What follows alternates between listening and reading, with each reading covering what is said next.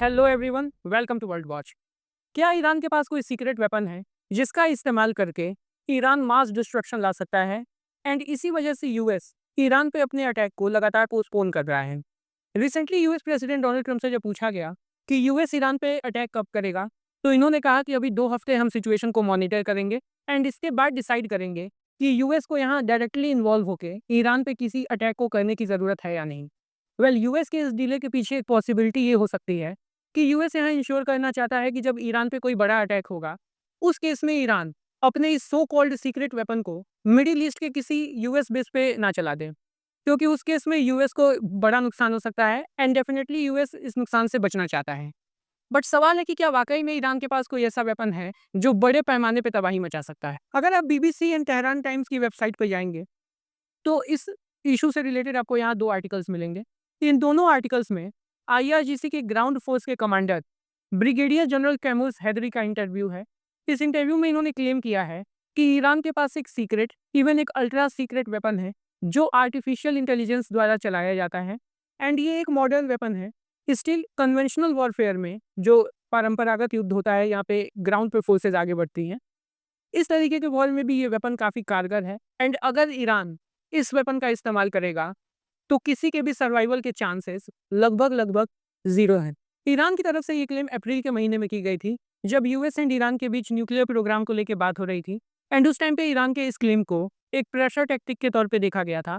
हालांकि बाद में ईरान के प्रेसिडेंट ने भी इस क्लेम को दोहराया था एंड इन्होंने आईआरजीसी को कॉन्ग्रेचुलेट किया था कि हमारे पास कोई ऐसा वेपन है। लेकिन क्लेम के अलावा ईरान ने अभी तक इस वेपन का नाम या इवन एक सिंगल फोटो भी पब्लिक डोमेन में नहीं रखी है, जिससे ये इंश्योर किया जा सके कि वाकई में ईरान के पास कोई बहुत पावरफुल वेपन है।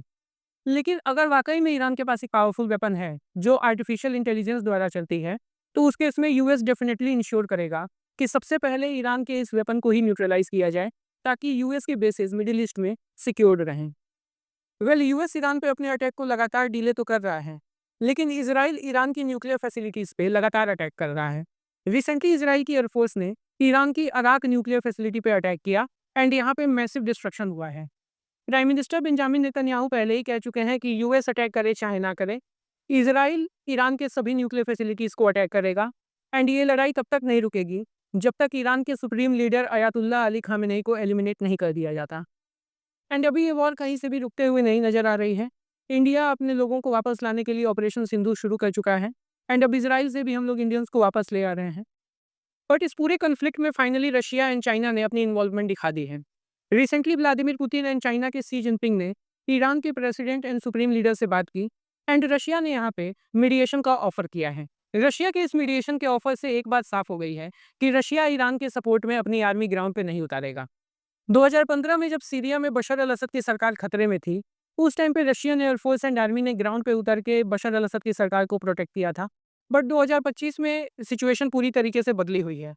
यूक्रेन वॉर की वजह से रशिया को काफ़ी ज़्यादा नुकसान पहुंचा है एंड मिडिल ईस्ट में Saudi Arabia, Qatar and Oman के साथ रशिया ने अच्छे रिलेशंस बनाए हैं एंड इन सभी देशों के रीजनल प्रॉब्लम्स हैं ईरान के साथ एंड अल्टीमेटली इस वॉर से फ़ायदा रशिया का हो रहा है।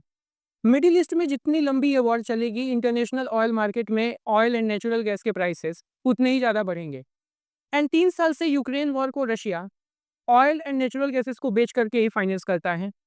वेस्टर्न कंट्रीज एंड यूएस ने रशिया पे खूब सारे सेंक्शंस लगाए हुए हैं एंड रशिया के पास इस वॉर को फाइनेंस करने का सिंगल लार्जेस्ट सोर्स उनका oil and natural gas reserve है। सो जितनी लंबी ये वॉर चलती है, उतनी ज़्यादा प्राइसेस हाई होंगी एंड उतना ज़्यादा पैसा, millions even billions of dollar Russia कमाएगा। सो रशिया कहीं से भी ग्राउंड पे अपनी आर्मी ईरान के सपोर्ट में नहीं भेजने वाला। देखना यह है कि क्या चाइना भी सिर्फ डिप्लोमेटिकली ईरान को सपोर्ट करता है या चाइना वाकई में ग्राउंड पे अपनी आर्मी को उतारेगा।